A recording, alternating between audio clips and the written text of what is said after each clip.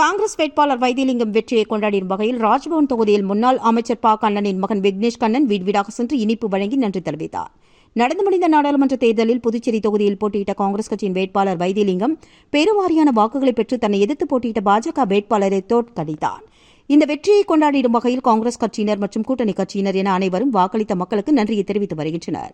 அதன் ஒரு பகுதியாக ராஜ்பவன் தொகுதிக்கு உட்பட்ட பகுதிகளில் முன்னாள் அமைச்சர் கண்ணனின் மகன் விக்னேஷ் கண்ணன் தலைமையில் அவரது ஆதரவாளர்கள் சின்னையாபுரம் சந்திப்பில் அவரது ஆதரவாளர்கள் பட்டாசு வெடித்து இனிப்பு வழங்கி கொண்டாடினார்கள். தொடர்ந்து விக்னேஷ் கண்ணன் தலைமையில் வீடு வீடாக சென்று இனிப்பு வழங்கி வைத்திலிங்கத்தை பெருவாரியான வாக்குகள் அளித்து வெற்றி பெற செய்ததற்கு நன்றியை தெரிவித்தனர். இந்த நிகழ்வில் ராஜ்பவன் தொகுதியைச் சேர்ந்த ஏராளமான நிர்வாகிகள் மற்றும் தொண்டர்கள் கலந்து கொண்டனர்.